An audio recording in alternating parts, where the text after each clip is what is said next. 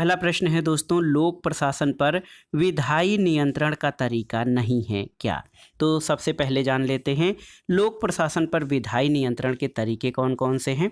तो दोस्तों अपने यहाँ संसदीय शासन व्यवस्था है और यहाँ पर विधायी नियंत्रण के जो उपकरण हैं उसमें राष्ट्रपति का अभिभाषण, प्रश्नकाल, इसके अलावा वाद विवाद तथा बहस, बजट पर बहस, स्थगन प्रस्ताव, अविश्वास प्रस्ताव और संसदीय समितियां तथा लेखा परीक्षण शामिल हैं। इसमें सरकार के विरुद्ध अभियोग शामिल नहीं हैं। तो याद रखिएगा, लोक प्रशासन पर विधायी नियंत्रण का तरीका कौन सा नहीं है? तो सरकार के विरुद्ध अभियोग, ये लोक प्रशासन पर विधायी नियंत्रण का तरीका नहीं है। अगला प्रश्न है दोस्तों, फ्रेडरिक रिक्स के साला मॉडल में कलेक्ट्स क्या हैं? तो उत्तर है वे हित समूह हैं जो अर्ध परंपरागत हैं किंतु आधुनिक तकनीक के ज्ञाता हैं। अगला प्रश्न है दोस्तों, भारत में वर्तमान लोक सेवा किस प्रकार की नौकरशाही का नया संस्करण है? तो याद रखिएगा, भारत में जो वर्तमान लोक सेवा या पब्लिक सर्विस है ये योग्यता मूलक नौकरशाही का नया संस्करण है। अगला प्रश्न बहुत ही महत्वपूर्ण कथन है, प्रशासन राजनीति की एक शाखा है, ये कथन किसका है? तो ये है महत्वपूर्ण विचारक डोनाल्ड किंग्सले। डोनाल्ड किंग्सले का कथन है कि प्रशासन यानी एडमिनिस्ट्रेशन राजनीति विज्ञान की एक शाखा है। अगला प्रश्न है दोस्तों, मैस्लो के आवश्यकता पदानुक्रम में सर्वाधिक निचले स्तर पर क्या आता है? तो उत्तर है मैस्लो के आवश्यकता पदानुक्रम में सबसे निचले स्तर पर शारीरिक आवश्यकता आता है। अगला प्रश्न है, नौकरशाही को अधिनायकवाद के एक नए रूप की तरह किसने प्रस्तुत किया है? तो उत्तर है लॉर्ड हेवार्ड ने। दोस्तों हेवार्ड ने नौकरशाही को आधुनिक या अधिनायकवाद के रूप में या न्यू डिस्पोटिज्म के रूप में, नवीन निरंकुशता के रूप में वर्णित करने वाला विचारक हेवार्ड है। अगला प्रश्न है, आधुनिक प्रचालन प्रबंधन सिद्धांत का जनक किसे माना जाता है? तो याद रखिएगा, आधुनिक प्रचालन प्रबंधन सिद्धांत का जनक हेनरी फेयोल को माना जाता है। अगला प्रश्न है, मुख्य कार्यपालक संगठन में कठिनाइयों का अंत करने वाला पर्यवेक्षक और आगामी कार्यक्रमों का प्रवर्तक होता है, ये कथन किसका है? तो ये कथन डिमॉक का है। अगला प्रश्न है, जेम्स डी मूने के अनुसार संगठन का पहला सिद्धांत क्या है? तो उत्तर है समन्वय। मूने के अनुसार संगठन का पहला सिद्धांत जो है ये समन्वय है, याद रखिएगा। अगला प्रश्न है दोस्तों, वह विचारक जिसने प्रशासन को वांछित उद्देश्यों की प्राप्ति के लिए मानवीय और भौतिक संसाधनों के संगठन और संचालन की संज्ञा दी है? तो ये हैं J.M. पिफनर। पिफनर ने दोस्तों प्रशासन को वांछित उद्देश्यों की प्राप्ति के लिए मानवीय और भौतिक संसाधनों के संगठन और संचालन की संज्ञा दी है। अगला प्रश्न बहुत ही महत्वपूर्ण है, सुशासन यानी गुड गवर्नेंस तथा विकास के लिए प्रतिभागी नागरिक समाज पर बल विश्व बैंक रिपोर्ट में दिया गया कब? तो सही उत्तर है 1992 में। दोस्तों गुड गवर्नेंस और प्रतिभागी नागरिक समाज पर बल विश्व बैंक की 1992 की रिपोर्ट में दिया गया था। अगला प्रश्न है कि एक विभाग के अधीन यदि प्रशासनिक प्राधिकार एक व्यक्ति में निहित हो तो उस व्यवस्था को जाना जाता है किस नाम से? तो सही उत्तर है ब्यूरो के नाम से। दोस्तों एक विभाग के अधीन यदि प्रशासनिक प्राधिकार एक व्यक्ति में निहित हो तो उस व्यवस्था को ब्यूरो कहा जाता है। अगला प्रश्न है, अभिप्रेरणा के द्विघटक विचारधारा की वकालत किसने की है? तो याद रखिएगा हर्जबर्ग ने। हर्जबर्ग एक विचारक हैं, इन्होंने अभिप्रेरणा के द्विघटक विचारधारा की वकालत की है। अगला प्रश्न बहुत ही महत्वपूर्ण है दोस्तों, आपसे पूछा गया है कि हेनरी फेयोल जो कि प्रमुख प्रशासनिक चिंतक और विचारक हैं, इनकी रचनाएं कौन सी हैं? तो ये हैं general and industrial management, the theory of administration of the state और जनरल प्रिंसिपल्स ऑफ एडमिनिस्ट्रेशन। ये हेनरी फेयोल की प्रमुख रचनाएं हैं। अगला प्रश्न है, कौन सा प्रशासनिक अभिकरण के पास कार्य संपादन का एकाधिकार है? तो सही उत्तर है सूत्र अभिकरण। सूत्र अभिकरण जो है इस प्रशासकीय अभिकरण के पास कार्य संपादन का एकाधिकार है। अगला प्रश्न है आंतरिक संगठन, स्वायत्तता, कार्यों या कार्य पद्धतियाँ किसी भी दृष्टि से लोक निगम विभागों अथवा ब्यूरो से भिन्न नहीं होते। ये मत किसका है? तो ये एल.डी. व्हाइट का मत है। अगला प्रश्न है प्रबंधकीय संजाल की अवधारणा विकसित की किसने? तो ब्लेक और मूटन ने दोस्तों प्रबंधकीय संजाल की अवधारणा विकसित की है। अगला प्रश्न सूची 1 का सूची 2 से सुमेलन करना है। देखिए शेल्डन ओलिवर की रचना है प्रबंधन का दर्शन। अल्बर्ट लेपावर्की की रचना है जो ये संपादित कृति है प्रशासन, संगठन और प्रबंधन की कला और विज्ञान। और देखिए अशोक चंदा ने भारतीय प्रशासन लिखा है और S.E. फाइनर की पुस्तक है लोक प्रशासन की शक्ति। अगला प्रश्न है दोस्तों भारत में वरिष्ठ लोक सेवकों के पदोन्नति के मामलों का निर्णय किया जाता है किसके द्वारा? तो जो डिपार्टमेंटल प्रमोशन कमेटी यानी DPC। दोस्तों आप जान लीजिए भारत में वरिष्ठ लोक सेवकों के पदोन्नति के मामलों का निर्णय विभागीय प्रोन्नति समिति के द्वारा किया जाता है। अगला प्रश्न है कि लोक प्रशासन के अंतर्गत शासन से विशेषकर केवल कार्यपालिका पक्ष से संबंधित कार्यों को समाहित किया जाता है। ये मानना है किसका? तो ये लूथर गुलिक का मानना है। अगला प्रश्न है दोस्तों उदासीनता के परिक्षेत्र की अवधारणा का संबंध किससे है? तो प्राधिकार से। और एक लोक निगम का लक्षण है? तो उत्तर है उसे मंत्रालयी नियंत्रण से पूरी प्रशासनिक स्वायत्तता हासिल होती है। तो एक लोक निगम का लक्षण है कि उसे मंत्रालयी नियंत्रण से पूरी प्रशासनिक स्वायत्तता हासिल होती है। अगला प्रश्न है हर्जबर्ग के द्विकारक अभिप्रेरणा सिद्धांत के अंतर्गत स्वच्छता कारकों में नहीं है क्या? तो सही उत्तर है उत्तरदायित्व। दोस्तों हर्जबर्ग के द्विकारक अभिप्रेरणा सिद्धांत के अंतर्गत स्वच्छता कारकों में उत्तरदायित्व शामिल नहीं है। अगला प्रश्न है निष्पादन बजटीकरण की अवधारणा को प्रश्नल में लाया गया था किसके द्वारा? तो सही उत्तर है प्रथम हूवर आयोग संयुक्त राज्य अमेरिका में निष्पादन बजटीकरण की अवधारणा को प्रचलन में लाया गया था।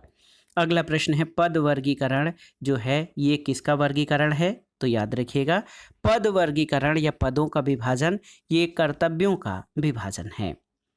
अगला प्रश्न है दोस्तों अस्थायी वेतन प्राप्त कुशल पेशेवर अधिकारियों के एक निकाय के रूप में लोक सेवा की परिभाषा किसके द्वारा दी गई है?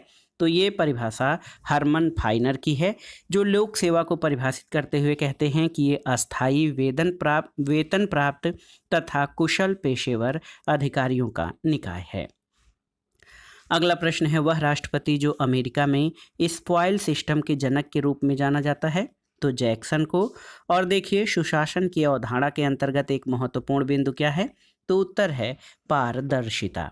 दोस्तों आप जान लीजिए सुशासन की अवधारणा के अंतर्गत एक महत्वपूर्ण बिंदु पारदर्शिता है। अगला प्रश्न है वर्गीकरण का अभिप्राय कर्तव्यों और अपेक्षित योग्यताओं की समानता के आधार पर पदों का समूहबद्ध करना है। ये कथन किसका है? तो ये कथन एम मार्क्स यानी मार्स्टेन मार्क्स का है और ये विचारक कार्ल मार्क्स से अलग हैं। तो वर्गीकरण का अभिप्राय कर्तव्यों और अपेक्षित योग्यताओं की समानता के आधार पर पदों का समूहबद्ध करना है, ये मार्स्टेन मार्क्स का कथन है। एक बहुत ही महत्वपूर्ण प्रश्न बार बार पूछा जाता है अभिप्रेरणा के आवश्यकता सोपान सिद्धांत का प्रतिपादन किसने किया है? तो मैस्लो के द्वारा। और देखिए बहुत ही महत्वपूर्ण प्रश्न ब्यूरोक्रेसी पद की सर्वप्रथम जो है उत्पत्ति या प्रयोग किसने किया था? तो सही उत्तर है फ्रांसीसी लेखक विंसेंट डी गोर्ने ने। दोस्तों विंसेंट डी गोर्ने ने नौकरशाही पदबंध ब्यूरोक्रेसी शब्द का सबसे पहले प्रयोग किया था। अगला प्रश्न है लोक प्रशासन विधि अथवा कानून को विस्तृत एवं व्यवस्थित रूप में कार्यान्वित करने का नाम है। कानून को कार्यान्वित करने की प्रत्येक क्रिया एक प्रशासनिक क्रिया है। ये कथन किसका है? तो ये वुडरो विल्सन का कथन है। अगला प्रश्न है कि संगठनात्मक इकाई जिसको योजना निर्मात्री, परामर्शदात्री, शोधकर्ता तथा समन्वयक की भूमिका का निर्वहन करना होता है क्या कहलाती है? तो सही उत्तर है स्टाफ। अगला प्रश्न है नियंत्रण की सीमा के सिद्धांत का तात्पर्य क्या है? तो आप जान लीजिए दोस्तों नियंत्रण की सीमा जो होती है वो अधीनस्थ कार्मिकों की वह संख्या जिसको एक प्रशासकीय अधिकारी प्रभावी रूप से निर्देशित कर सके उसे नियंत्रण की सीमा कहा जाता है। अगला प्रश्न है, भारत में संथानम और बोहरा समितियों ने क्रमशः किन विषयों पर प्रतिवेदन प्रस्तुत किया? तो याद रखिएगा, संथानम और बोहरा समितियों ने भ्रष्टाचार और अपराधीकरण पर अपनी रिपोर्ट प्रस्तुत की है। अगला प्रश्न है, लोक निगम व्यवसाय का एक आदर्श स्वरूप है जिसके पास सरकार की सत्ता और निजी उद्योग का लचीलापन और स्वतः प्रेरण होती है। तो ये कथन किसका है? तो ये रूजवेल्ट का कथन है। देखिए, सही समय पर समुचित पदोन्नति का होना सेवारत पुरुषों और महिलाओं की संपूर्ण प्रतिभा की विकास प्रक्रिया का आवश्यक भाग है। ये कथन किसका है? तो ये दोस्तों, ये फुलटन समिति का जो है कथन है। और फुलटन समिति का मानना था कि पदोन्नति जो है वो सही समय पर होना चाहिए, जिससे सेवा में पुरुष और महिला जो हैं उनके संपूर्ण प्रतिभा का विकास हो सके। अगला प्रश्न है दोस्तों, बेबर द्वारा प्रस्तुत नौकरशाही का आदर्श प्रतिमान विकासशील समाजों के अध्ययन के लिए विशेष रूप से उपयुक्त नहीं है। ये मंतव्य किसने प्रस्तुत किया? तो F.W. रिक्स ने। अगला प्रश्न है, प्रशासन में वित्त सर्वव्यापी रूप से उसी प्रकार सम्मिलित होता है जिस प्रकार वातावरण में ऑक्सीजन। तो उत्तर है, ये कथन मार्टिन मार्क्स का है। और वित्त जो है सबसे महत्वपूर्ण है प्रशासन में, क्योंकि बहुत सारी चीज़ें, बहुत सारी व्यवस्थाएं वित्त के अभाव में संभव नहीं हैं। अगला प्रश्न है, संगठन के आधार के रूप में 4P का समर्थन किसने किया? तो लूथर गुलिक ने। लूथर गुलिक ने दोस्तों लोक प्रशासन के क्षेत्र को पोस्टकार्य के रूप में व्यक्त किया है। इसमें CEO का क्या तात्पर्य है? तो CEO का अर्थ कोऑर्डिनेशन या समन्वय से है, जो कि प्रशासन में बहुत ही महत्वपूर्ण है। और आप जान लीजिए पोस्टकार्य में दोस्तों, यहाँ पर देखिए, P से प्लानिंग, O से ऑर्गेनाइजिंग, S से स्टाफिंग, D से डायरेक्टिंग, CEO से कोऑर्डिनेटिंग, R से रिपोर्टिंग और B से बजटिंग। और इसको व्यवस्थित रूप देने का श्रेय लूथर गुलिक को जाता है। अगला प्रश्न है, ओम्बुड्समैन की संस्था का सबसे पहले उदय कहाँ हुआ था? तो ओम्बुड्समैन या जनहित रक्षक संस्था सबसे पहले स्वीडन में आई थी। अगला प्रश्न है, पद सोपान को क्रमिक प्रक्रिया की संज्ञा किसने दी? तो रैले और मूने ने पद सोपान को क्रमिक प्रक्रिया की संज्ञा दी थी। अगला प्रश्न है, भारत में एक अमेरिकी विशेषज्ञ फ्रेंच काज को किस वर्ष में ये जांचने के लिए आमंत्रित किया गया कि निष्पादक बजट भारत में अपनाया जा सकता है या नहीं? तो सही उत्तर है 1964 में। अगला प्रश्न है दोस्तों, भारत सरकार के थिंक टैंक के रूप में कार्य करने के लिए भारतीय लोक प्रशासन संस्थान यानी IIPA, Indian institute of public administration की स्थापना कब हुई थी? तो उत्तर है, याद रखिएगा, मार्च 1954 में भारत सरकार के थिंक टैंक के रूप में कार्य करने के लिए Indian institute of public administration यानी IIPA की स्थापना हुई थी। अगला प्रश्न है, भारतीय प्रशासनिक सेवा के अधिकारियों की नियुक्ति की जाती है किसके द्वारा? तो भारत के राष्ट्रपति द्वारा। भारत में प्रशासनिक सेवा के प्रशिक्षण, सुधार और पेंशन के लिए उत्तरदायी है कौन सा मंत्रालय? तो याद रखिए, कार्मिक, लोक शिकायत और पेंशन मंत्रालय। ये भारत में प्रशासनिक सेवा के प्रशिक्षण, सुधार और पेंशन के लिए उत्तरदायी है। अगला प्रश्न है, 1963 में लोकपाल शब्द का प्रतिपादन सबसे पहले किसने किया था? तो LM सिंघवी यानी लक्ष्मीमल सिंघवी ने 1963 में सबसे पहले लोकपाल शब्द का प्रतिपादन किया था। अगला प्रश्न है कि वह आदेश जो चेस्टर बर्नार्ड द्वारा प्रतिपादित उदासीनता के क्षेत्र के अंतर्गत आता है। तो ये है जो निर्विवाद रूप से स्वीकार्य हैं, वो आदेश चेस्टर बर्नार्ड द्वारा प्रतिपादित उदासीनता के क्षेत्र के अंतर्गत आता है। अगला प्रश्न है, पैट्रिक डनलेवी ने नव लोक प्रबंधन या NPM के 3 प्रमुख घटक गिनाए हैं। उसमें क्या क्या चीज़ें शामिल हैं? तो याद रखिएगा, विसमुच्चयन, प्रतियोगिता और प्रोत्साहीकरण। याद रखिएगा, पैट्रिक डनलेवी ने नव लोक प्रबंधन के 3 प्रमुख घटक गिनाए हैं, विसमुच्चयन, प्रतियोगिता और प्रोत्साहीकरण। अगला प्रश्न सही सुमेलन करना है। फ्रेडरिक टेलर ने मेंटल रिवॉल्यूशन की बात की, पीटर ड्रकर ने management by objectives, Chester Barnard functions of the executive पुस्तक है, और अब्राहम मैस्लो मोटिवेशन यानी अभिप्रेरणा से संबंधित हैं। अगला प्रश्न है लोक प्रशासन के विकासात्मक चरणों का आरोही क्रम क्या है?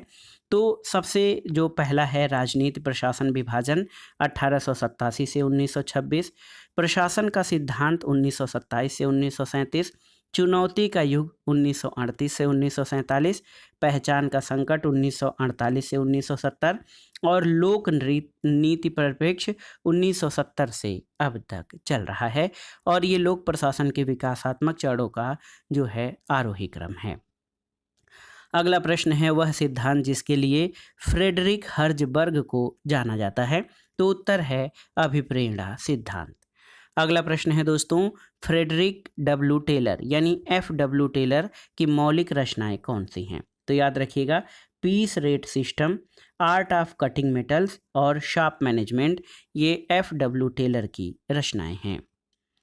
अगला प्रश्न है एक कथन है कि द्वंद्व कोई युद्ध नहीं है बल्कि यह केवल अंतर का दिखाई पड़ता है, मतांतर, हितों का अंतर न केवल मालिक और कर्मचारी के बीच बल्कि प्रबंधकों के बीच भी, निदेशकों के बीच भी, या जहां कहीं अंतर दिखाई पड़ते हैं। ये कथन किसका है? तो मेरी पार्कर फॉलेट का कथन है कि द्वंद्व कोई युद्ध नहीं है। अगला प्रश्न है कि लोक प्रशासन राजनीतिक रूप से निर्धारित लक्ष्यों की निष्पत्ति है।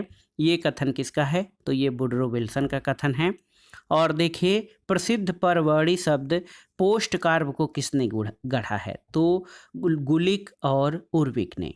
याद रखिएगा लूथर गुलिक ने इसको सबसे व्यवस्थित और प्रचलित रूप दिया, उर्विक ने भी पोस्ट कार्ब से ही आधारित प्रश्नों को गढ़ा था। अगला प्रश्न है दोस्तों तुलनात्मक लोक प्रशासन का जनक किसे कहा जाता है? तो फ्रेडरिक्स को। और री इन्वेंटिंग गवर्नमेंट 1992 पुस्तक किसके द्वारा लिखी गई है? तो ऑसबोर्न और गैबलर के द्वारा री इन्वेंटिंग गवर्नमेंट 1992 पुस्तक लिखी गई है। अगला प्रश्न है मेरी पार्कर फॉलेट के उन्नत विचार हैं?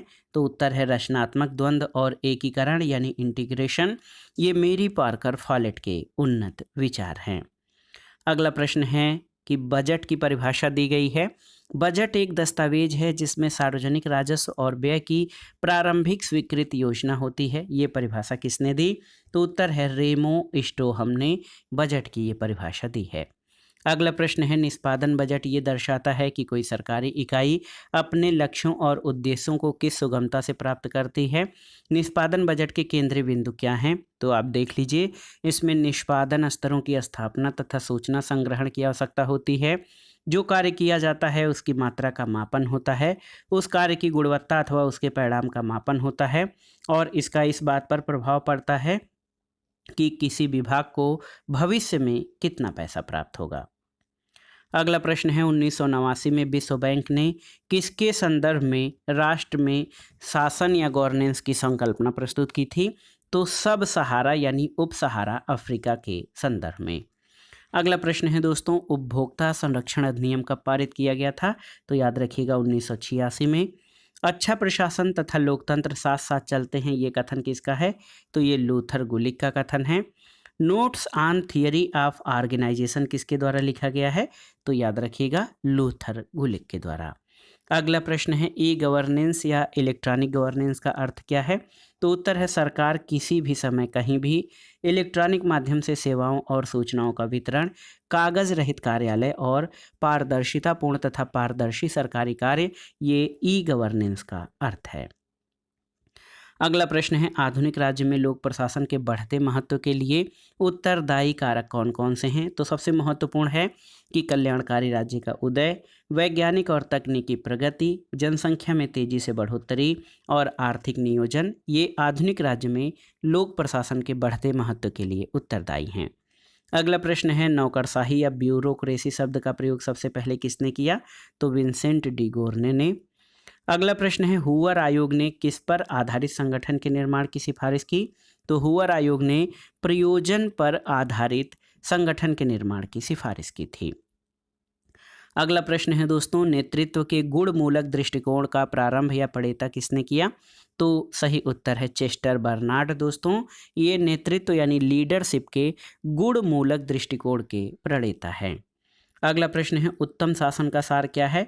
तो पारदर्शी और जवाबदेह प्रशासन, ये गुड गवर्नेंस का सार तत्व है। अगला है लोक निगम प्रकार का प्रशासन क्या प्राप्त करने की चेष्टा करता है? तो ये सार्वजनिक जवाबदेहिता का कारोबारी दक्षता के साथ मिश्रण करने का प्रयास करता है लोक निगम प्रकार का प्रशासन। अगला प्रश्न है भारत में सहायक अभिकरण का उदाहरण क्या है? तो केंद्रीय सार्वजनिक निर्माण विभाग ये सहायक उपकरण का सहायक अभिकरण का उदाहरण है। अगला प्रश्न है जिले में कानून व्यवस्था कायम करने के लिए जिला पुलिस पर सामान्य नियंत्रण किसका होता है? तो उत्तर है डिस्ट्रिक्ट कलेक्टर यानी जिलाधिकारी का। सत्ता के सहमति मॉडल की रचना किसने की? तो बर्नार्ड ने। और लोक निगम का उत्तरदायित्व तो किसके प्रति होता है? तो ये संसद के प्रति होता है। अगला प्रश्न है दोस्तों देखिए, निर्णयन विभिन्न विकल्पों में से चुनाव की एक सरलतम विधि है, ये कथन किसका है? तो ये रे ए किलियंस का कथन है। लोक चयन सिद्धांत के आधार पर नौकरशाही का अध्ययन किस विचारक ने किया है? तो उत्तर है विलियम निस्कॉनेन ने। और तार्किक चयन सिद्धांत मुख्य रूप से संबंधित है किससे? तो वर्जीनिया स्कूल में। अगला प्रश्न है दोस्तों, एक बार संसद में बजट पेश करने के बाद सरकार को केंद्रीय बजट से संबंधित सभी धन विधेयकों को पारित करवाना पड़ता है कितने दिन के भीतर? तो 75 दिन के भीतर। और एक महत्वपूर्ण पुस्तक है द ब्यूरोक्रेटाइजेशन ऑफ द वर्ल्ड नामक पुस्तक किसके द्वारा लिखी गई है? तो उत्तर है ब्रूनो रिज्जी के द्वारा। ये महत्वपूर्ण पुस्तक ब्यूरोक्रेसी पर आधारित है और किस तरह दुनिया जो है ब्यूरोक्रेसी के नियंत्रण में आती जा रही है। द ब्यूरोक्रेटाइजेशन ऑफ द वर्ल्ड पुस्तक ब्रूनो रिज्जी के द्वारा लिखी गई है। अगला प्रश्न है पार्टी हित के प्रति पूर्वाग्रह जो है किस प्रकार की नौकरशाही के कारण होता है? तो उत्तर है संरक्षक नौकरशाही के कारण। और वह विद्वान जो नौकरशाही अधिनायकवाद से संबंधित हैं तो ये गुलेरेमो ओ डोनेल हैं। अगला प्रश्न है वे विद्वान जिसने गैर निर्णय लेने को शक्ति का दूसरा चेहरा कहा है? तो पी बचराक और एम बर्टाज ने। अगला प्रश्न है सत्तावादी शासन को परिभाषित करने के लिए सुल्तानवाद शब्द किसने गढ़ा था? तो ये मैक्स वेबर ने। और हर्बर्ट साइमन के दोस्तों आप जान लीजिए, हर्बर्ट साइमन के बाधित तार्किकता उपागम के विकल्प के रूप में कौन नीति उपागम को माना जाता है?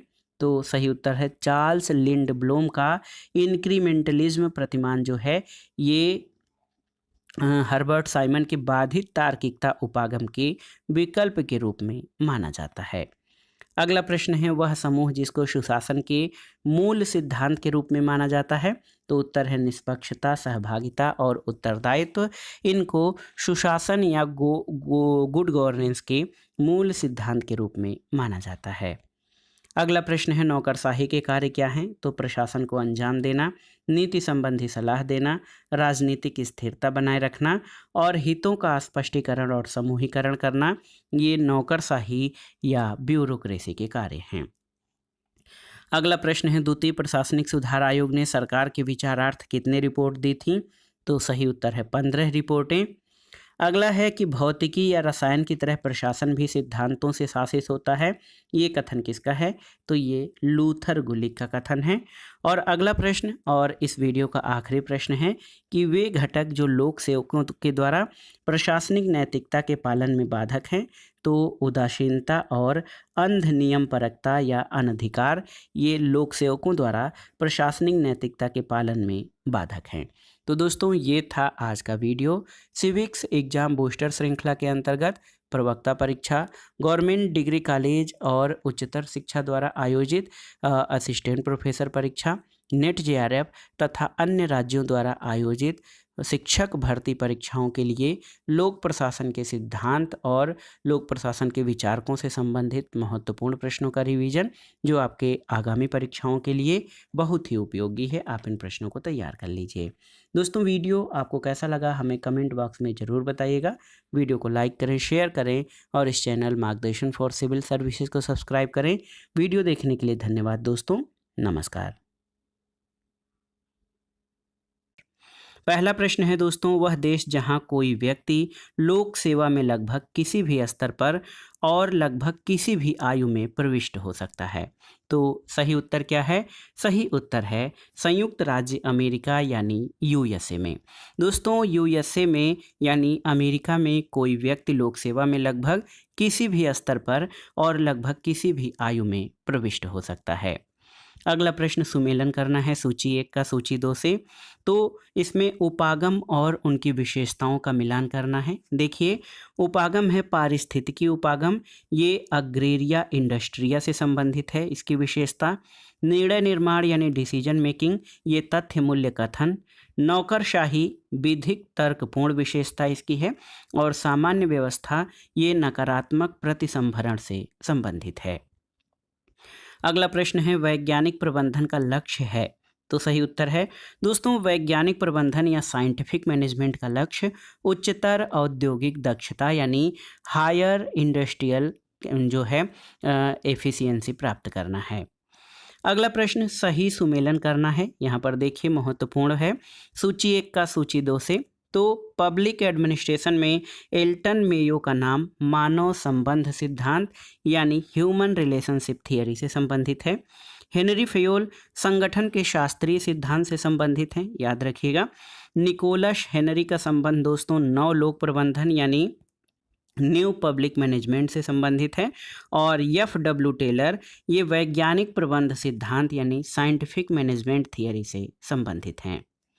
अगला प्रश्न है उपनिवेशी शासन में नौकरशाही का कौन सा प्रकार पाया जाता है? तो उत्तर है दोस्तों, जो कॉलोनियल गवर्नमेंट होती है यानी उपनिवेशी शासन, इसमें नौकरशाही का शासकीय नौकरशाही प्रकार पाया जाता है। अगला प्रश्न सुमेलन करना है। देखिए महत्वपूर्ण है सूची 1 का सूची 2 से। तो बर्नार्ड दोस्तों, बर्नार्ड या चेस्टर बर्नार्ड का संबंध कार्यकारी के प्रकार से है। फेयोल प्रबंधन के सिद्धांत से संबंधित हैं। लूथर गुलिक संगठन के आधार से संबंधित हैं। और टैरी का संबंध प्रत्यायोजन यानी डेलीगेशन से है। अगला प्रश्न है दोस्तों, प्रत्यायोजन की अवधारणा को संगठनात्मक यानी प्रशासनिक सिद्धांत का मिथक किसने माना है? तो फोलेट ने। दोस्तों फोलेट ने प्रत्यायोजन की अवधारणा को संगठनात्मक सिद्धांत का मिथक माना है। अगला प्रश्न है निर्णय करने का आबद्ध तार्किकता मॉडल प्रतिपादित किया किसने? तो हर्बर्ट साइमन ने। और देखिए right to information master to good governance प्रतिवेदन या right to information RTI master key to good governance, ये रिपोर्ट किसके द्वारा प्रस्तुत किया गया? तो ये द्वितीय प्रशासनिक सुधार आयोग के द्वारा right to information master key to good governance प्रतिवेदन प्रस्तुत किया गया था। अगला प्रश्न है दोस्तों, वह आयोग या समिति जिसने भ्रष्टाचार के 27 प्रकारों की पहचान की है? तो ये है केंद्रीय सतर्कता आयोग। अगला प्रश्न है भारत में संयुक्त परामर्शी तंत्र स्थापित किया गया किसके द्वारा? तो उत्तर है द्वितीय वेतन आयोग की सिफारिश पर भारत में संयुक्त परामर्शी तंत्र स्थापित किया गया था। अगला प्रश्न है मैक्स वेबर के अनुसार नौकरशाही का विशिष्ट गुण क्या है? तो उत्तर है विधिक बौद्धिक सत्ता। विधिक तार्किक सत्ता दोस्तों मैक्स वेबर के अनुसार नौकरशाही का सबसे महत्वपूर्ण गुण है। अगला प्रश्न है भारतीय पुलिस सेवा यानी इंडियन पुलिस सर्विस आईपीएस किस मंत्रालय के अधीन है? तो उत्तर है गृह मंत्रालय के अधीन भारतीय पुलिस सेवा आता है। अगला प्रश्न है दोस्तों, वह आयोग या समिति जिसने भारत में भ्रष्टाचार के मुख्य कारण के रूप में कमजोर शासन की पहचान की? तो द्वितीय प्रशासनिक सुधार आयोग ने भारत में भ्रष्टाचार के मुख्य कारण के रूप में कमजोर शासन की पहचान की है। अगला प्रश्न सही सुमेलन करना है। नियंत्रण की अवधि ये पर्यवेक्षण से संबंधित है। पदक्रम जो है उचित माध्यम के द्वारा प्राप्त किया जाता है। प्रत्यायोजन जो है प्राधिकार यानी अथॉरिटी का प्रवाह होता है। और नियंत्रण की एकता में ये सूत्र निहित है कि एकमात्र बॉस होता है, एकमात्र बॉस या जो एकमात्र मालिक होता है जिसके आधार पर सभी कुछ संगठन में संचालित होता है।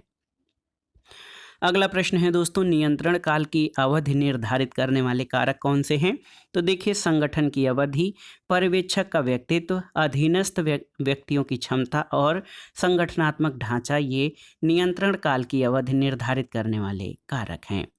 अगला प्रश्न है आदेश की एकता यानी यूनिटी ऑफ कमांड सिद्धांत से तात्पर्य क्या है? तो उत्तर है कोई भी व्यक्ति अपने से ऊपर केवल एक अधिकारी से आदेश प्राप्त करेगा और उसी को आदेश की एकता कहते हैं। अगर कई जगह से आदेश प्राप्त होता है या कई जगह से कोई व्यक्ति आदेश ग्रहण करने लगे तो अधिकारों में या जो हायरार्की होती है उसका जो है विभंजन या वो छिन्न भिन्न हो जाएगा।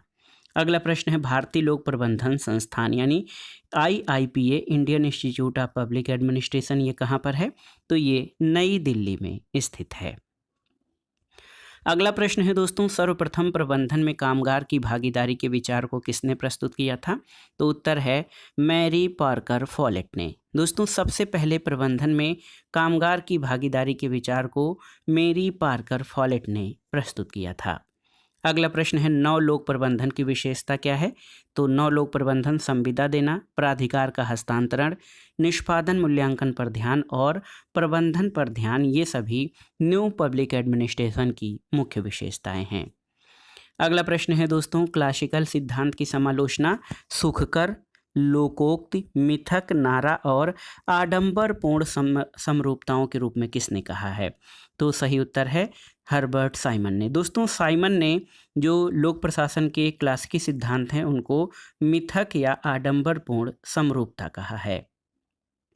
अगला प्रश्न है दोस्तों भारत में लाल बहादुर शास्त्री राष्ट्रीय प्रशासनिक अकादमी कहाँ पर है? तो ये मसूरी उत्तराखंड में है। प्रशिक्षण यानी ट्रेनिंग की क्या विशेषता है? तो उत्तर है तैयारी, ज्ञान और अभिविन्यास ये प्रशिक्षण की विशेषताएं हैं। अगला प्रश्न है वह देश जहां प्रतियोगिता के माध्यम से लोक सेवा में भर्ती होती थी। तो सबसे पहले दोस्तों प्रतियोगिता के माध्यम से लोक सेवा में भर्ती प्रशा में की गई थी। अगला प्रश्न है एक कथन है कि लोक प्रशासन में वे सभी कार्य आ जाते हैं जिनका उद्देश्य लोक नीति को पूरा करना अथवा क्रियान्वित करना होता है। ये कथन किसका है? तो ये LD वाइट का कथन है। और देखिए प्रशासन में व्यवहार का अध्ययन मनोविश्लेषण के जरिए किया जाना चाहिए, ये किसका कथन है? तो ये अब्राहम मैस्लो का कथन है। अगला प्रश्न है हाथोर्न के प्रयोग किस काल के हैं? तो हाथोर्न प्रयोग जिनसे मानव संबंध सिद्धांत की पुष्टि हुई ये 1920 के दशक के अंत में किए गए थे। अगला प्रश्न है दोस्तों नौकरशाही को महाद्वीपीय उपद्रव किसने बताया? तो थॉमस कार्लाइल ने। दोस्तों एक विचारक हैं थॉमस कार्लाइल, इन्होंने नौकरशाही यानी ब्यूरोक्रेसी को महाद्वीपीय उपद्रव या महाद्वीपीय कंटक की संज्ञा दी है। अगला प्रश्न है दोस्तों मैक्स वेबर के नौकरशाही सिद्धांत के बारे में सही कथन या मैक्स वेबर के नौकरशाही सिद्धांत की प्रमुख विशेषताएं। तो दोस्तों मैक्स वेबर द्वारा प्रस्तुत नौकरशाही युक्त विधिक प्राधिकार का महत्वपूर्ण हिस्सा है। नौकरशाही से मेधा के रूप में ज्ञान के माध्यम से प्रभुत्व अभिप्रेत है और लोकतंत्र में इसकी सहज ग्राह्यता है। ये मैक्स वेबर के नौकरशाही सिद्धांत के बारे में सही कथन है। अगला प्रश्न है राजनीतिक विकास की व्याख्या प्रशासनिक और विधिक विकास के रूप में किसने की है? तो उत्तर है मैक्स वेबर ने। और देखिए विभागीय संगठन के 4 आधारों का विचार किसने दिया है? तो लूथर गुलिक ने। अगला प्रश्न है दोस्तों संरक्षक नौकरशाही का दूसरा नाम क्या है? तो स्पॉयल सिस्टम या लूट पद्धति संरक्षक नौकरशाही का दूसरा नाम है। अगला प्रश्न है एक विशिष्ट समस्या को हल करने के लिए विभिन्न पाठ्यक्रमों से कार्रवाई का एक पाठ्यक्रम चुनने की प्रक्रिया या विभिन्न विकल्पों में से एक विकल्प चुनने की प्रक्रिया को क्या कहा जाता है? तो उत्तर है निर्णय निर्माण। अगला प्रश्न है एक विचारक है मूने के अनुसार संगठन का सार्वभौमिक सिद्धांत क्या है? तो पद सोपान या हायरार्की ये मूने के अनुसार संगठन का सार्वभौमिक सिद्धांत है। अगला प्रश्न है वह विभाग जो एक राष्ट्र की प्रशासनिक संरचना के साथ उच्चतम औपचारिक स्थिति में रहते हैं। तो ये सरकारी विभाग हैं। और देखिए लोक प्रशासन का जनक किसे माना जाता है? तो प्रसिद्ध अमेरिकी विचारक और विद्वान वुडरो विल्सन को लोक प्रशासन का जनक माना जाता है, क्योंकि इनके द्वारा ही सबसे पहले एक पत्र प्रकाशित करके लोक प्रशासन को राजनीति विज्ञान से अलग माना गया था। अगला प्रश्न है सुशासन यानी गुड गवर्नेंस पर लिखी पुस्तक री इन्वेंटिंग गवर्नमेंट के लेखक कौन है? तो उत्तर है डेविड ओसबोर्न और टेड गैबलर। ये सुशासन पर लिखी पुस्तक री इन्वेंटिंग गवर्नमेंट के लेखक हैं। अगला प्रश्न है दोस्तों, महत्वपूर्ण प्रश्न है कि अमेरिकी सरकार ने अपना पहला स्वतंत्र नियामक आयोग यानी अंतर्राज्यीय वाणिज्य आयोग की स्थापना कब की थी? तो याद रखिएगा 1887 में। अगला प्रश्न है दोस्तों, आंतरिक रूप से भर्ती की प्रक्रिया को क्या कहा जाता है? तो इसे प्रमोशन यानी पदोन्नत प्रणाली कहते हैं। अगला प्रश्न है, सेवा में प्रवेश करने से पहले सार्वजनिक सेवा के इच्छुक लोगों को किस प्रकार का प्रशिक्षण दिया जाता है? तो उत्तर है पूर्व प्रवेश प्रशिक्षण। अगला है, सिविल सेवकों को उनके कार्य संगठन के प्रति अभिवृत्ति और दृष्टिकोण को संदर्भित किया जा सकता है किससे? तो मनोबल से। और मानव संबंध आंदोलन से स्वाभाविक रूप से विकसित हुआ है क्या? तो उत्तर है व्यवहारवादी उपागम। दोस्तों याद रखिएगा, व्यवहारवादी उपागम मानव संबंध आंदोलन से विकसित हुआ है। अगला प्रश्न है, प्रशासनिक नीति की मुख्य वाक्य का निर्धारण करने का कार्य क्या है? तो ये मुख्य कार्यकारी है। और अगला है कि जब सरकार आर्थिक, वित्तीय या व्यावसायिक कार्य करती है तो सामान्य रूप से स्थापित किया जाता है क्या? तो उत्तर है सार्वजनिक निगम। और देखिए दोस्तों, अस्थायी, वैतनिक और कुशल अधिकारियों के पेशेवर निकाय के रूप में लोक सेवा को परिभाषित किया जाता है। तो किसके द्वारा? दोस्तों हरमन फाइनर ने लोक सेवा को अस्थायी, वैतनिक और कुशल अधिकारियों के पेशेवर निकाय के रूप में परिभाषित किया है। अगला प्रश्न है, वह परीक्षण जो मुख्य रूप से प्रकृति में व्यक्तिपरक होता है और अक्सर उम्मीदवारों द्वारा संदेह के साथ देखा जाता है, तो इसे मौखिक परीक्षा कहते हैं। अगला प्रश्न है, एक कर्मचारी के लिए किस प्रकार का प्रशिक्षण दिया जाता है जो पहले से ही सेवा में है? तो ऐसे प्रशिक्षण को दोस्तों सेवाकालीन प्रशिक्षण दिया जाता है। एक कर्मचारी के लिए सेवाकालीन प्रशिक्षण ऐसा प्रशिक्षण है जो पहले से ही सेवा में हो। अगला प्रश्न है, यदि अनुमानित राजस्व अनुमानित व्यय के बराबर है तो इस तरह के बजट को क्या कहा जाता है? तो ऐसे बजट को संतुलित बजट कहा जाता है।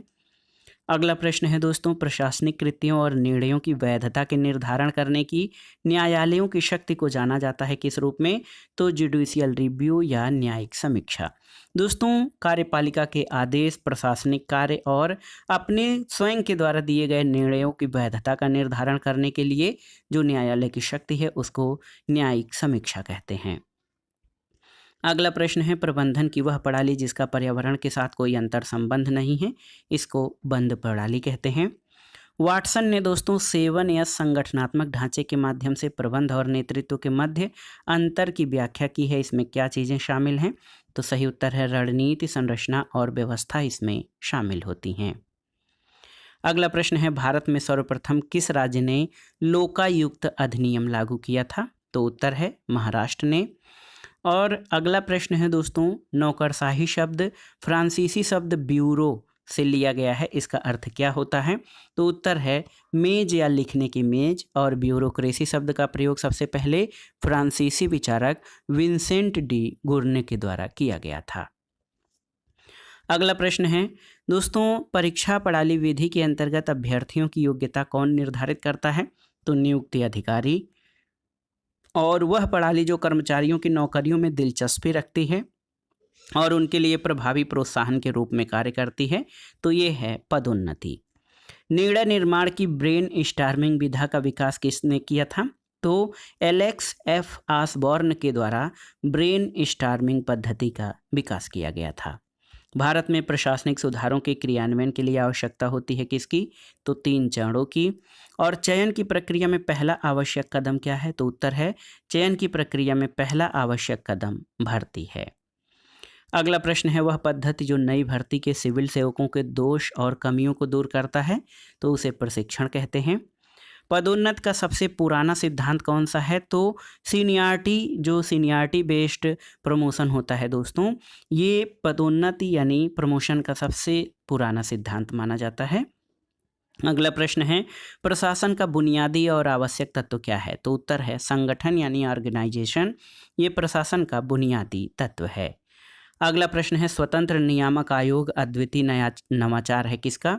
तो संयुक्त राज्य अमेरिका की प्रशासनिक प्रणाली का अद्वितीय नवाचार है स्वतंत्र नियामक आयोग। अगला प्रश्न है, सामाजिक आर्थिक विकास में सहायक है? तो लोक नीति जो है वो सामाजिक आर्थिक विकास में सहायक है। राष्ट्रीय एकता और अखंडता को बनाए रखने में क्या सहायक है? तो पब्लिक पॉलिसी।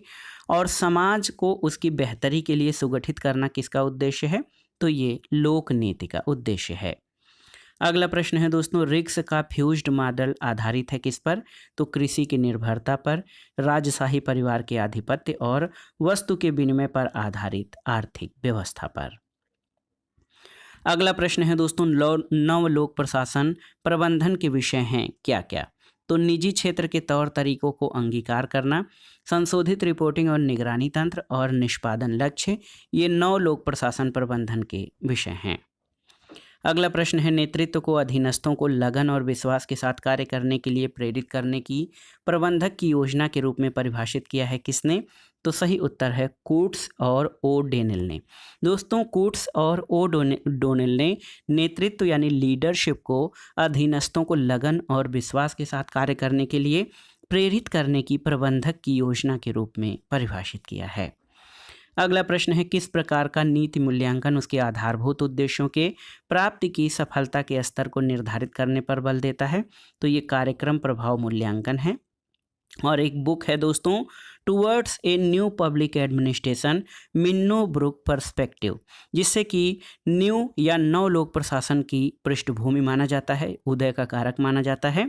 इस पुस्तक के संपादक का नाम क्या है? तो उत्तर है Frank Marini.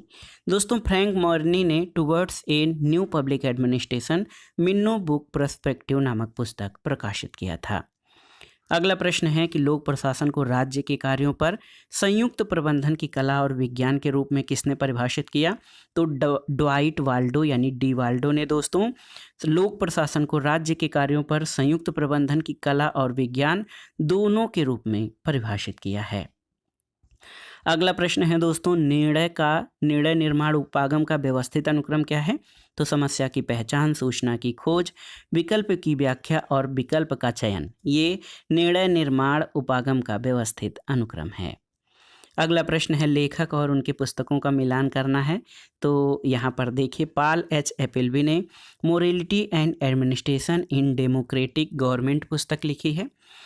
John M Gaus और एल डी वाइट और एम ई डिमार्क ने the frontiers of public administration, F W B Lobby ने प्रिंसिपल्स ऑफ पब्लिक एडमिनिस्ट्रेशन और ड्वाइट वाल्डो ने ideas and issue in public administration नामक पुस्तक लिखी है। अगला प्रश्न है दोस्तों, न्यू पब्लिक एडमिनिस्ट्रेशन यानी नव लोक प्रशासन के कथ्यों को 5 मदों के अंतर्गत संक्षेपित करते हैं। प्रासंगिकता, मूल्य, सामाजिक क्षमता, परिवर्तन और ग्राहक केंद्रित। तो कौन? सही उत्तर है फ्रैंक मैरिनी। अगला प्रश्न है, आंतरिक संचार हो सकता है? तो उत्तर है ऊर्ध्वगामी, अधोगामी और आर पार, ये आंतरिक संचार हो सकता है। अगला प्रश्न है, लोक प्रशासन और निजी प्रशासन के मध्य किसने अंतर किया है? तो Peter Drucker, Paul H Appleby, Herbert Simon और सर जोशिया स्टैम्प ने दोस्तों लोक प्रशासन यानी पब्लिक एडमिनिस्ट्रेशन और प्राइवेट एडमिनिस्ट्रेशन के मध्य अंतर किया है। अगला है कि स्वैच्छिक संगठनों और गैर सरकारी संगठनों के मध्य अंतर का आधार नहीं है क्या? तो उत्तर है पंथ निरपेक्षी और लोकतांत्रिक मूल्यों के प्रति प्रतिबद्धता। अगला प्रश्न है, संगठन में संघर्ष समाधान के लिए मेरी पार्कर फॉलेट ने कौन से मार्ग सुझाए हैं? तो आधिपत्य, समझौता और एकीकरण। नीति आयोग क्या है? दोस्तों, नीति आयोग एक स्टाफ अभिकरण है, याद रखिएगा। अगला प्रश्न है, लोकपाल और लोकायुक्त अधिनियम के अंतर्गत किसी व्यक्ति को लोकपाल का अध्यक्ष नियुक्त किया जा सकता है यदि वह? तो उत्तर है भारत का मुख्य न्यायाधीश हो अथवा रह चुका हो, उच्चतम न्यायालय का न्यायाधीश हो अथवा रह चुका हो, और तीसरा है प्रतिष्ठित व्यक्ति हो अथवा रह चुका हो। ऐसे व्यक्ति को लोकपाल और लोकायुक्त अधिनियम के अंतर्गत लोकपाल का अध्यक्ष नियुक्त किया जा सकता है। अगला प्रश्न है, वह सिद्धांत जो परंपरागत सिद्धांत कहलाता है? तो ये संगठन सिद्धांत है। और सूचना के अधिकार द्वारा राजनीतिक प्रशासनिक व्यवस्था में किसकी विशिष्टताओं को प्रारंभ किया गया? तो सावधानी, देखरेख और सतर्कता को। अगला प्रश्न है कि वह आयोग या समिति जिसने प्रत्येक जिले में नगरीय और ग्रामीण प्रतिनिधित्व के लिए जिला परिषद के सृजन की अनुशंसा की है? तो उत्तर है द्वितीय प्रशासनिक सुधार आयोग ने। और देखिए, एक पुस्तक है the intellectual crisis in American public administration पुस्तक, ये किससे संबंधित है? तो ये लोक चयन उपागम से संबंधित है। अगला प्रश्न है नौकरशाही और पूंजीवादी राष्ट्रीयता की अवधारणा का सेंट पाल किसे कहा जाता है? तो याद रखिएगा मैक्स वेबर को। दोस्तों मैक्स वेबर को नौकरशाही का अधिकृत प्रवक्ता कहा जाता है और इसके अलावा नौकरशाही और पूंजीवादी राष्ट्रीयता की अवधारणा का सेंट पाल मैक्स वेबर को कहते हैं। अगला प्रश्न है लोक निगम प्रकार का प्रशासन क्या प्राप्त करने की चेष्टा करता है? तो उत्तर है सार्वजनिक जवाबदेहिता का कारोबारी दक्षता के साथ मिश्रण। अगला प्रश्न है सही सुमेलन है? तो उत्तर है द्वितीय प्रशासनिक सुधार आयोग और क्षेत्र का। तृतीय रिपोर्ट संकट प्रबंधन से संबंधित है। चतुर्थ रिपोर्ट शासन में नैतिकता। पंचम रिपोर्ट सार्वजनिक व्यवस्था और षष्ठम रिपोर्ट स्थानीय प्रशासन से संबंधित है। अगला प्रश्न है नौकरशाही तंत्र की बुराइयों को दूर करने के उपाय हैं क्या? तो प्राधिकार का विकेंद्रीकरण, न्यायपूर्ण और कुशल सेवा प्रबंधन और संसद और मंत्रिमंडल का प्रभावी नियंत्रण ये नौकरशाही या ब्यूरोक्रेसी की बुराइयों को दोषों को दूर करने का प्रभावी उपकरण है। अगला प्रश्न है पद वर्गीकरण कुछ बिंदुओं पर आधारित होता है। तो किन किन बिंदुओं पर? कर्तव्य, उत्तरदायित्व और अर्हता पर। लोक प्रशासन तथा निजी प्रशासन में भेद किसने नहीं किया है? तो उत्तर है हेनरी फेयोल ने। और अगला प्रश्न है नेतृत्व का विश्लेषण सर्कुलर रिस्पांस के रूप में किसने किया है? तो उत्तर है दोस्तों नेतृत्व का विश्लेषण सर्कुलर रिस्पांस के रूप में मेरी पार्कर फॉलेट ने किया है। अगला प्रश्न है निर्णय निर्माण प्रक्रिया सिद्धांत का समर्थक नहीं है। तो एच.जे. मार्गेंथाउ। और सूत्र और स्टाफ सत्ता संबंधों की विशेषता है न कि विभागीय क्रियाकलापों की। ये कुंज और ओडेनेल का कथन है। अगला प्रश्न है वह दृष्टिकोण जो विकेंद्रीकरण को अपने आप में एक उद्देश्य मानता है। तो राजनीतिक दृष्टिकोण। और नियंत्रण के क्षेत्र को प्रभावित नहीं किया है किसने? तो सभी संगठनों में उच्च नियंत्रण के क्षेत्र पर बढ़ती सर्वसहमति ने सभी संगठनों में जो है नियंत्रण के क्षेत्र को प्रभावित नहीं किया है। हायरार्की यानी पद सोपान की मौलिक विशेषताएं बताना है क्या क्या चीज़ें हैं? तो याद रखिएगा दोस्तों आदेश की एकता, उत्तरदायित्व के अनुरूप सत्ता और उचित माध्यम का सिद्धांत ये पद सोपान की मौलिक विशेषताएं हैं। अगला प्रश्न है दोस्तों सुशासन के संकेतक क्या क्या हैं? बहुत ही महत्वपूर्ण है। सुशासन के संकेतक हैं तो आप जान लीजिए ऐसे शासन व्यवस्था में सुशासन होता है जहां कानून का शासन हो, भ्रष्टाचार की समाप्ति हो और प्रभावी और अनुक्रियाशील प्रशासन हो। अगला प्रश्न है नव लोक प्रबंधन की विशेषताएं क्या क्या हैं? तो याद रखिए स्थानीयकरण, बाहीकरण और विनौकरशाहीकरण ये नव लोक प्रबंधन की विशेषताएं हैं। आज की वीडियो का अंतिम क्वेश्चन है कि नेतृत्व के पथ लक्ष्य सिद्धांत के प्रतिपादक या प्रमुख प्रवक्ता कौन थे? तो सही उत्तर है मार्टिन जी इवांस और रॉबर्ट जे हाउस। ये नेतृत्व के पथ लक्ष्य सिद्धांत के प्रमुख प्रवर्तक थे। तो दोस्तों ये था आज का वीडियो। पीजीटी प्रवक्ता परीक्षा, गवर्नमेंट इंटर कॉलेज प्रवक्ता, गवर्नमेंट डिग्री कॉलेज, उच्चतर शिक्षा असिस्टेंट प्रोफेसर, नेट जेआरएफ और अन्य राज्यों द्वारा राजनीति विज्ञान और नागरिक शास्त्र से आयोजित शिक्षक भर्ती परीक्षाओं के लिए लोक प्रशासन से संबंधित महत्वपूर्ण प्रश्नों का रिवीजन जो आपके आगामी परीक्षाओं के लिए बहुत ही उपयोगी है। आप इन प्रश्नों को तैयार कर लीजिएगा। दोस्तों वीडियो आपको कैसा लगा हमें कमेंट बॉक्स में ज़रूर बताइएगा। वीडियो को लाइक करें, शेयर करें और इस चैनल मार्गदर्शन फॉर सिविल सर्विसेज को सब्सक्राइब करें। वीडियो देखने के लिए धन्यवाद दोस्तों, नमस्कार। पहला प्रश्न है दोस्तों देखिए अभिप्रेरणा के पुरस्कार सिद्धांत के प्रतिपादक कौन थे? तो उत्तर है F.W. टेलर। F.W. टेलर का नाम फ्रेडरिक विंसलो टेलर है। ये अभिप्रेरणा के पुरस्कार सिद्धांत के प्रतिपादक थे। अगला प्रश्न है मनोबल एक व्यक्ति अथवा एक समूह की अंतर्निहित संपत्ति है। ये कथन किससे संबंधित है? तो ये कथन L.D. व्हाइट से संबंधित है जो कहते हैं मनोबल एक व्यक्ति अथवा एक समूह की अंतर्निहित संपत्ति है। अगला प्रश्न है प्रदत्त विधान की व्यवस्था से किसकी शक्तियों में वृद्धि हुई है? तो उत्तर है प्रदत्त विधान की व्यवस्था से नौकरशाही की शक्तियों में वृद्धि हुई है।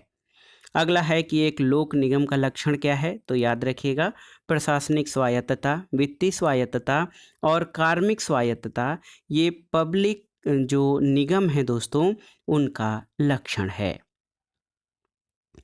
अगला प्रश्न है कि लोक प्रशासन का आधारभूत सिद्धांत क्या नहीं है? तो उत्तर है राजनीतिक निर्देशन या पॉलिटिकल डायरेक्शन ये लोक प्रशासन का आधारभूत सिद्धांत नहीं है।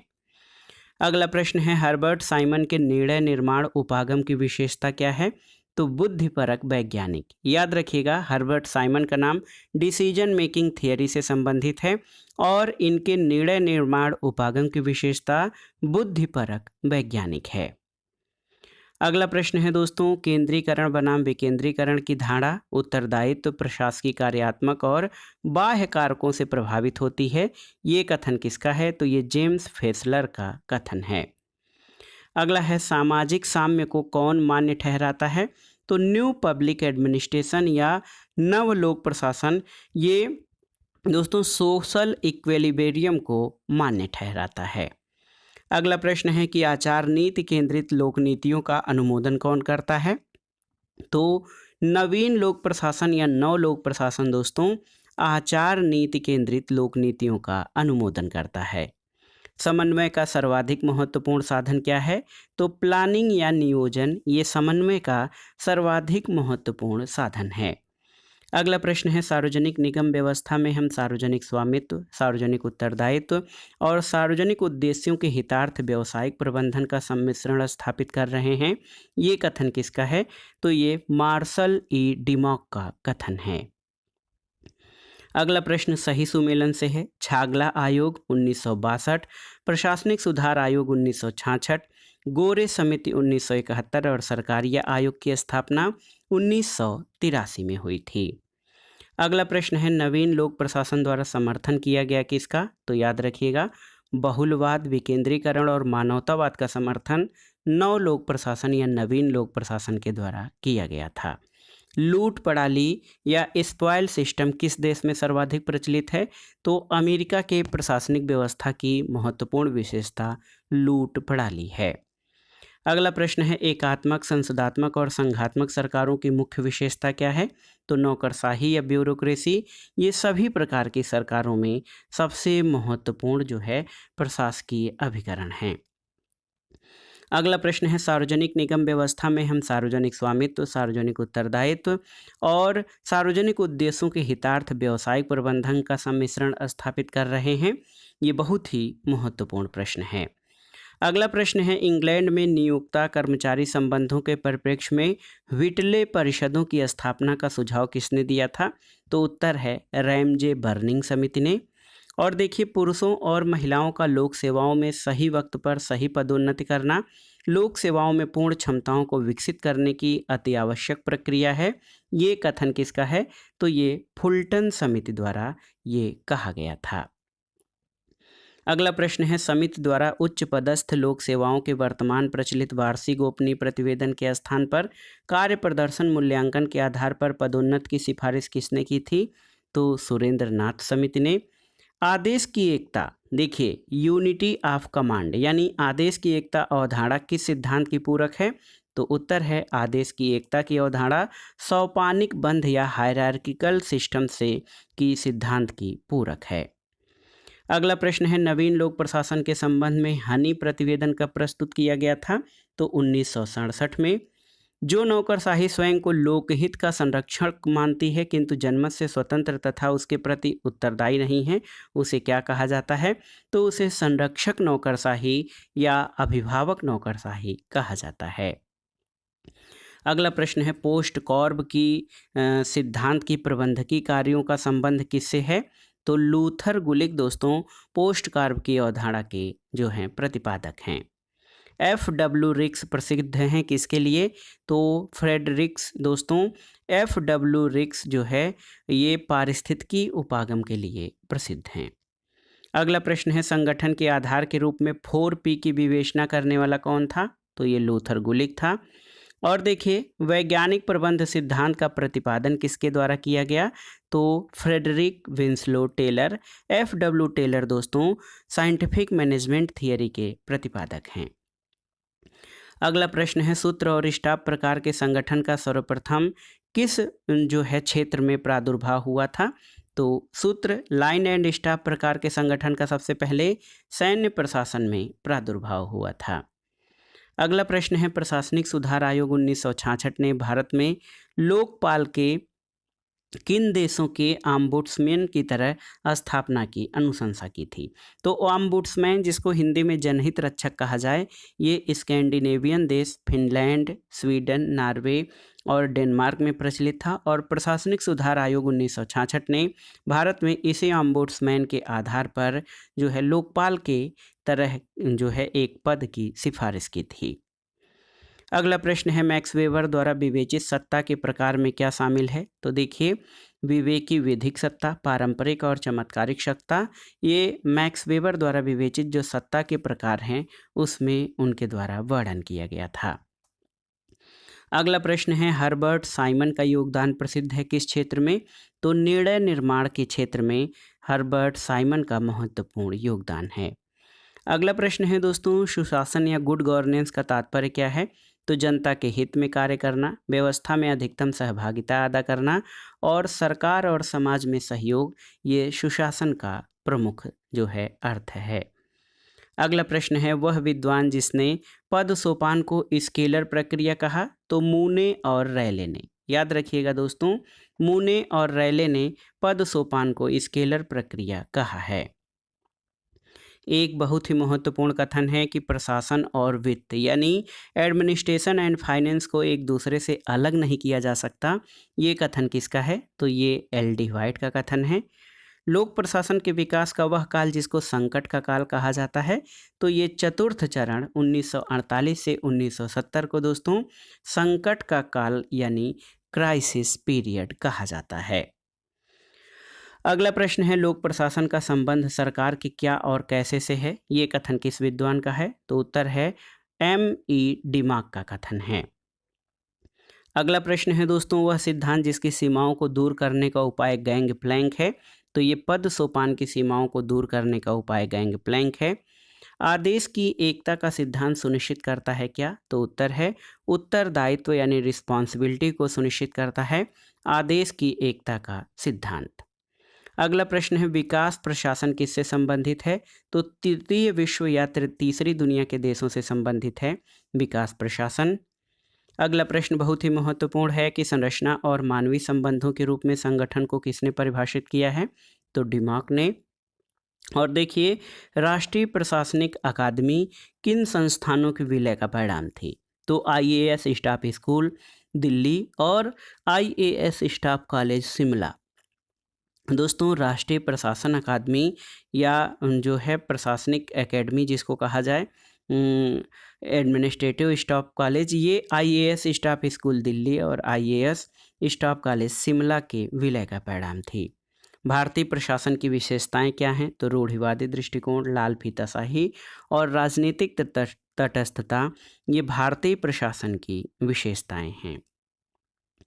अगला प्रश्न है, बार बार परीक्षाओं में पूछा गया है कि नौकरशाही को अधिनायकवाद के एक नए रूप की तरह किसने प्रस्तुत किया है? तो लॉर्ड हेवार्ट ने। वह देश जिसमें नौकरशाही की शुरुआत लूट प्रथा के रूप में हुई है, तो संयुक्त राज्य अमेरिका में। और नौकरशाही की लाल फीताशाही पैदा करने के लिए आलोचना किसने की है? तो रैमजे मेयोर ने नौकरशाही की लाल फीताशाही पैदा करने के आधार पर आलोचना की है।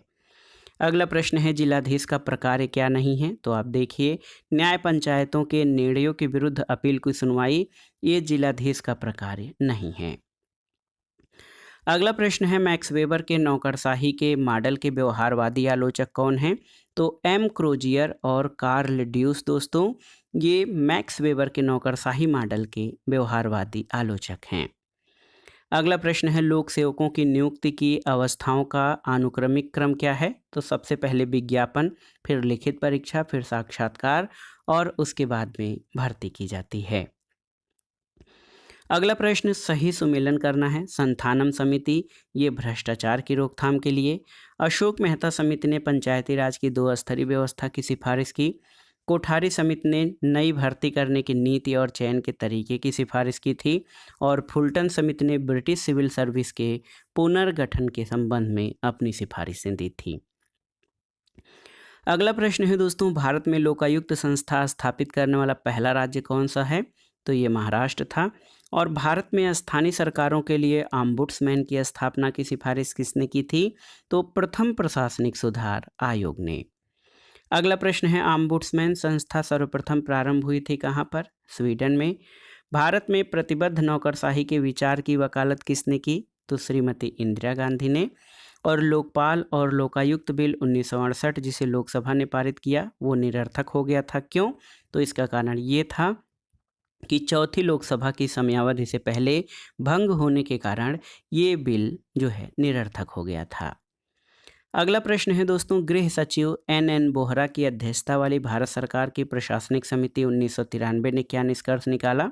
तो याद रखिएगा, बोहरा समिति ने राजनीतिज्ञों, अपराधियों और नौकरशाहों के बीच 60 गांठ से जो है इस पर अपनी रिपोर्ट दी थी। अगला प्रश्न है, भारत के किस राज्य में 2013 तक स्थानीय सरकारों के लिए ऑम्बुड्समैन की स्थापना की है? तो उत्तर है केरल राज्य ने। नौकरशाह को सत्ताधारी सेवक किसने कहा है? तो उत्तर है रॉबर्ट के मर्टन ने। दोस्तों, मर्टन ने नौकरशाह यानी ब्यूरोक्रेट्स को सत्ताधारी सेवक कहा है। अगला प्रश्न है, वह समिति जिसके नौकरशाहों की राजनीतिक गतिविधियों से संबंधित थी? तो उत्तर है मास्टरमैन समिति। और संरक्षक नौकरशाही का पारंपरिक देश कौन सा है? तो याद रखिएगा, संरक्षक नौकरशाही का पारंपरिक देश संयुक्त राज्य अमेरिका है। प्रातिनिधिक नौकरशाही, देखिए बहुत ही महत्वपूर्ण है। प्रातिनिधिक नौकरशाही शब्द को किसने गढ़ा है? तो उत्तर है डोनाल्ड किंग्सले ने। और किस प्रकार की नौकरशाही दलीय हितों के प्रति पक्षपात दिखाती है? तो उत्तर है प्रश्रयदाता नौकरशाही। दोस्तों, प्रश्रयदाता नौकरशाही ये दलीय हितों के प्रति पक्षपात दर्शाती है। अगला प्रश्न है, रूढ़िवादी राजनीतिक विचारधारा का चारित्रिक लक्षण क्या है? तो संगठनवाद। और सूत्र और स्टाफ सत्ता संबंधों की विशेषता है, न कि विभागीय क्रियाकलापों की। ये कथन किसका है? तो ये कथन कुंज एवं ओ डेनेल का है। अगला प्रश्न है, दूसरा पिछड़ा वर्ग आयोग का गठन कब और किसके नेतृत्व में किया गया था? तो उत्तर है 1979 में बीपी मंडल यानी बिंदेश्वरी प्रसाद मंडल की अध्यक्षता में द्वितीय पिछड़ा वर्ग आयोग का गठन किया गया था। अगला प्रश्न है, लोक नीति निर्माण का वह प्रतिरूप जो ये कहता है कि नीतियों का बदलती परिस्थितियों के अनुसार समायोजन करना चाहिए। तो ये वृद्धि संबंधित प्रतिरूप है।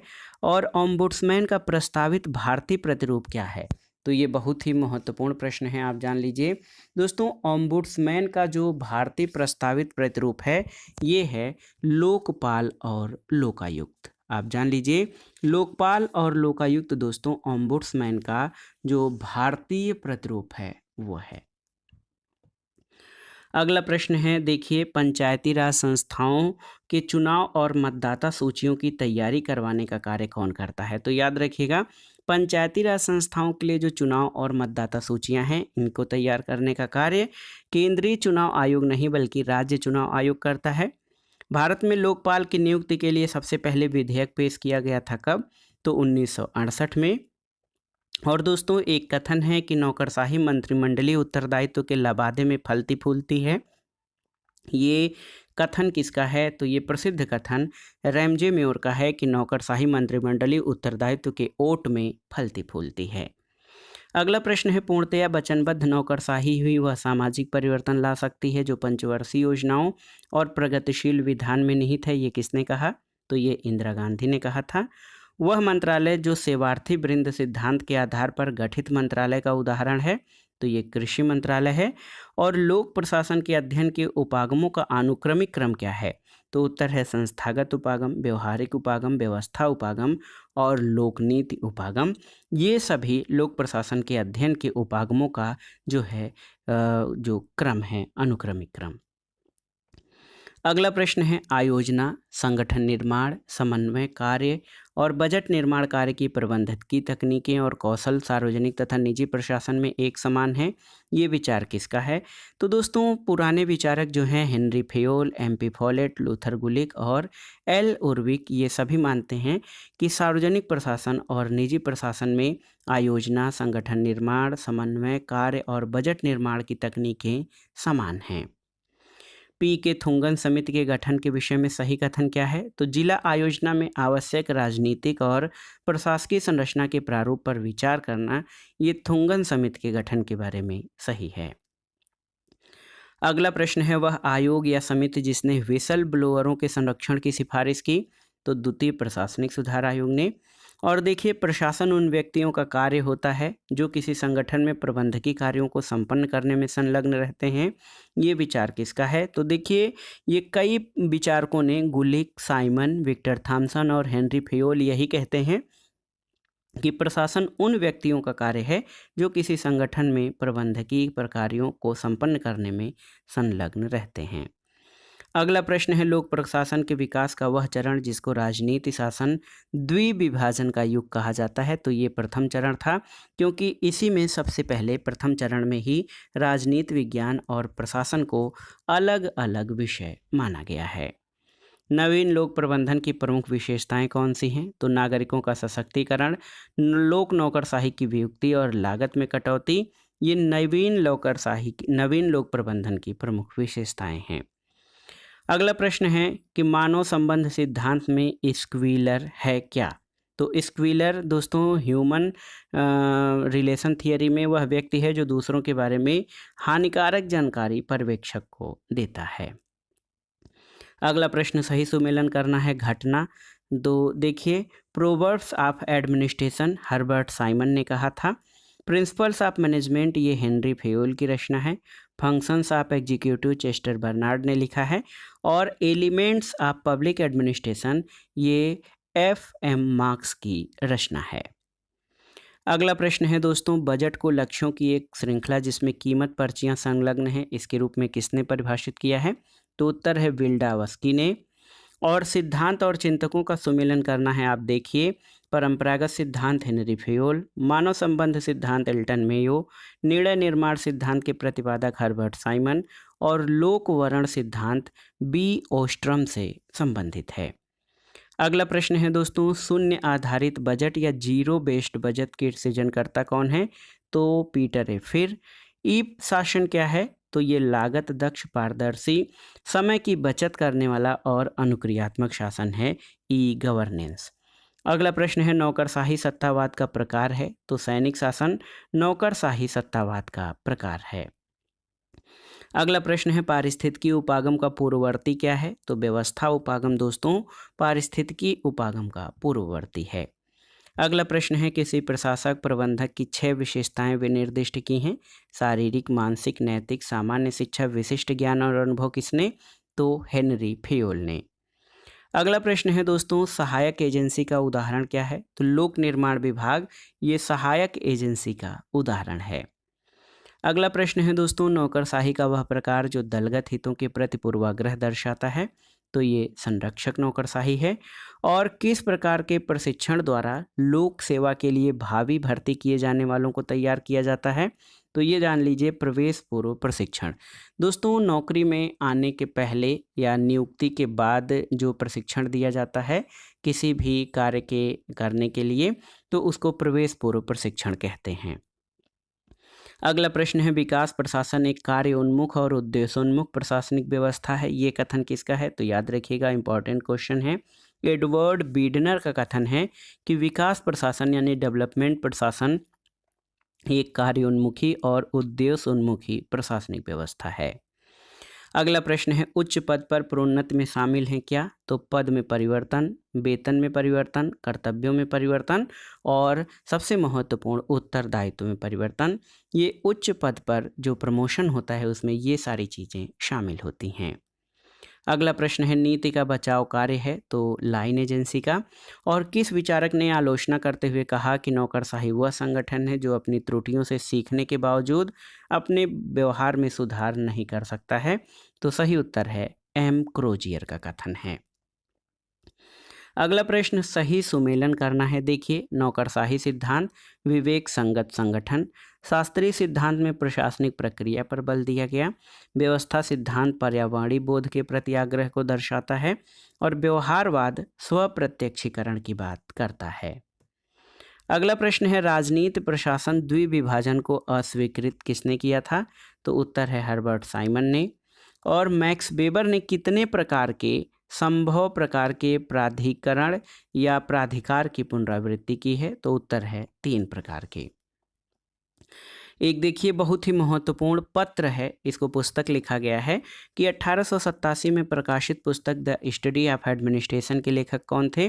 तो ये थे वुडरो विल्सन। और आप जान लीजिए वुडरो विल्सन का ये जो पत्र था प्रकाशित हुआ 1887 में, इसमें ही सबसे पहले उन्होंने ये बात रखी कि राजनीति विज्ञान और प्रशासन दोनों अलग अलग विषय हैं और इनका अलग अध्ययन किया जाना चाहिए।